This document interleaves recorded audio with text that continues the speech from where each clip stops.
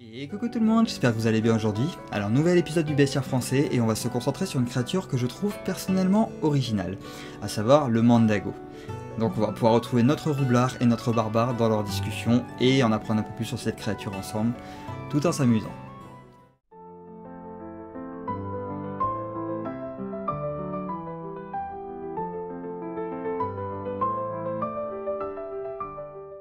Bon allez, aujourd'hui on chasse une des pires créatures qui soit, le Mandago. Quoi ? Le Mandago, c'est une sorte de chat qui parvient à posséder son maître par ses pouvoirs sans même qu'il ne s'en aperçoive. Oui bah, jusqu'à preuve du contraire, c'est un peu le lot commun de tous ces bestiaux, non ? Ouais, ça se défend. Enfin, pour cette créature-là, va falloir être particulièrement subtil. Quoi ? Subtil. Oh, laisse tomber. Je vais t'expliquer. Alors, la subtilité est un procédé qui... oups, c'est pas ça.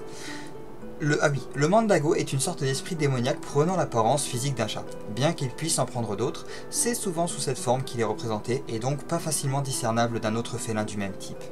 Il n'y a qu'un moyen de reconnaître un Mandago, grâce à sa capacité à littéralement déféquer de l'or. Que l'on n'ose plus me dire que l'argent n'a pas d'odeur. Et oui, rien n'est plus lucratif qu'une litière de Mandago. Et même un banquier sortira la pelle à litière si vous la lui ramenez directement à la banque. Quoi qu'il en soit, cette créature ne peut être capturée qu'une fois par an, ce qui la rend complexe à attraper, sans parler de sa complexité à garder en captivité. Attends, elle était à l'ordre du jour ta quête au moins, ou tu fais juste ça pour l'argent ? Déjà c'est pas le sujet. En plus il n'est pas question d'argent, mais d'or. Et puis, depuis quand tu réfléchis toi ? Ah ouais, c'est vrai que ça fait bizarre. Donc, pas de combat. Non, pas cette fois. Il va falloir ruser. Même pas la ruse. C'est pour les faibles. Ah, faible créature, faible procédé, mon ami. Quoi qu'il en soit, le Mandago est capable d'exercer une pression mentale indiscernable sur celui qui pense en avoir fait son animal domestique.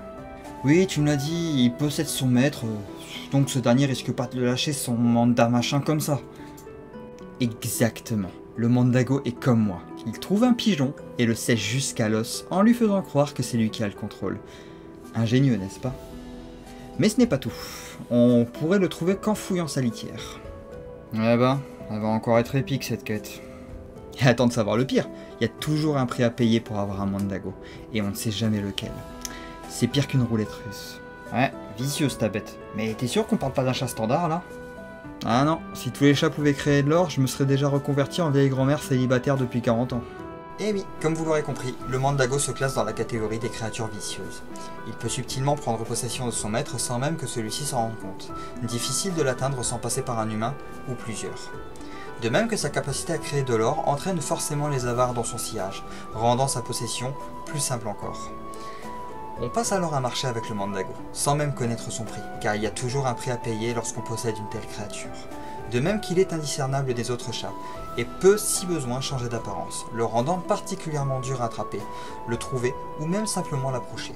Enfin, le Mandago possède un pouvoir d'immobilisation, forçant un potentiel voleur à se tenir assis sur son coffre jusqu'à épuisement. Pour finir, sachez que l'or qu'il produit est maudit. Qui sait ce qu'il advient lorsqu'on s'en sert ? Si cette créature entraîne la richesse, elle peut aussi entraîner la ruine, en gros. Bon, on sait déjà comment la localiser. Ah oui ? Et comment ? Parce que un bestiau qui se fait passer pour un chat, je vois pas bien comment on peut faire pour le trouver. Bah c'est très simple, suffit de se renseigner pour trouver quelqu'un qui se serait enrichi subitement sans prévenir. Et ensuite, on fait quoi ? On lui donne un poulet à ta poule aux œufs d'or ? Ah, techniquement c'est plus un chat qui coule un bronze d'or. Mais oui, c'est exactement ça, le Mandago raffole du poulet cru. Ça serait la meilleure façon de le piéger. Et si jamais le poulet change de forme, ou que c'est un Mandago qui a pris la forme d'un poulet, on fait quoi ? Mais voyons, un poulet changeur de forme. Ça existe pas. Enfin bref, on l'appâte avec la viande de poulet et c'est du tout cuit. Tu avais pas dit qu'il préférait la viande crue ?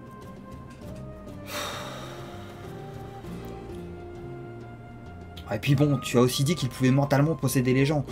Qui te dit que t'es immunisé ?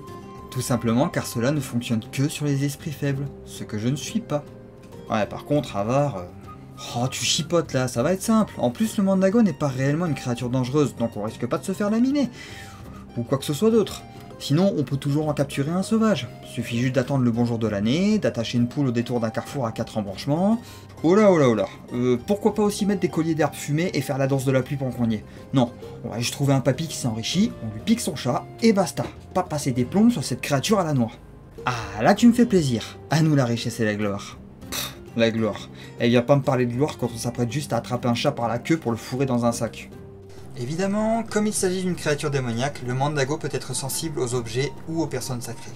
Malgré toute sa subtilité, cette créature ne peut pas non plus cacher l'enrichissement de son propriétaire, ce qui peut la rendre détectable pour peu qu'on la cherche un peu. Une fois trouvé, son péché mignon s'avère être la viande de poulet. Il en raffole, et c'est à la fois un bon moyen de l'attirer, mais aussi de le garder. Cependant, cela ne protège pas franchement de son pouvoir mental.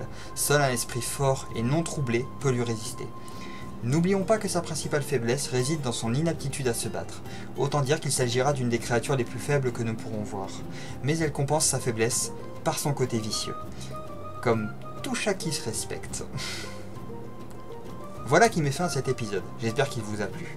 La prochaine fois, nous pourrons découvrir ensemble le Warabouk, une créature autrement plus démoniaque.